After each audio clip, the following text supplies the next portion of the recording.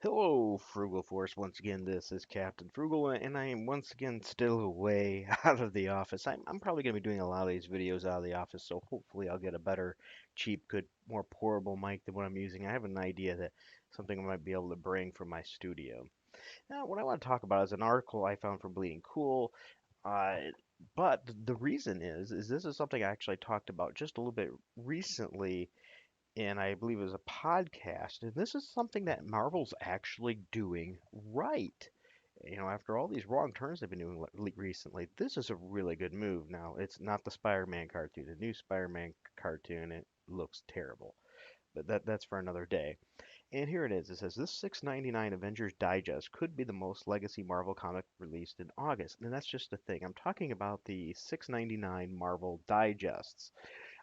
They've done a Spider-Man one, and now they're doing the Avengers. It says Archie has released a preview of the Avengers Digest issue of Marvel Comics Digest in stores on August 2nd. The final order cutoff for retailers is Monday, July 10th. So Archie's hoping for a little taste of what's inside, and we get retailers to order more of these 6.99 books. And what's really good is this is, 6.99 and you're getting like 7 issues worth of material. The Avengers one, you're going to get Avengers 1 and 2, and issues 235 through 237. Now, and this is going to be in like grocery stores and things like this. So here's why I wanted to talk about this. The good thing is it introduces more people to comic books because right now, if you want a comic book, you have to pretty much go out and seek that. Go to a comic shop, and so that really hurts the getting new people to try the product kind of market.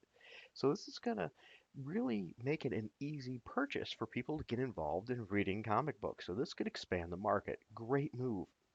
The other point is the price point, as I mentioned, for $6.99 for 7 issues. That's 224 pages, around that much of content. That price isn't too high, and it's good enough for discretionary income. So a kid can see that and say, "Mom, Dad, buy this for me." Or a kid on their own can say, "Hey, you know what? I'd like to read that. It's $6. I can handle that," and they can pick it up. So that's the really good thing, and I commend Marvel. This is a great decision on the Marvel side. Now, with that said, it wouldn't be fair if I didn't mention some of the cons of this. So the bad part I could see coming from this is it's going to get these new fans.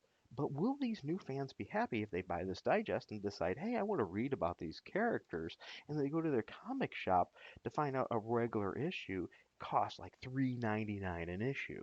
So that price point could be a big deterrent because they went from $6.99 for 5 titles and like 200 something pages of info to a thin comic with hardly any story on it at all for $3.99. And probably the art won't be as good either considering today's artists in Marvel right now.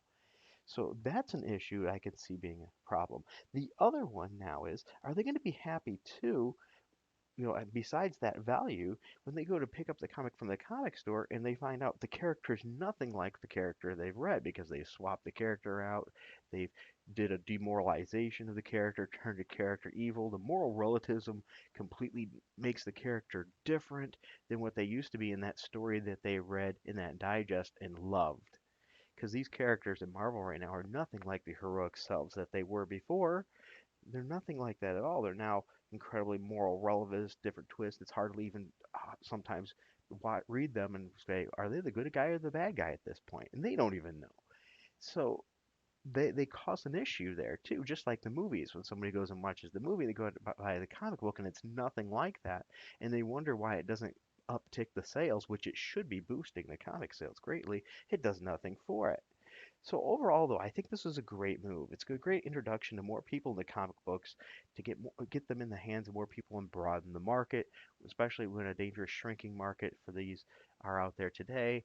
It provides more value because the current comic books are really the value match isn't there. Maybe I'll do a video on the value match.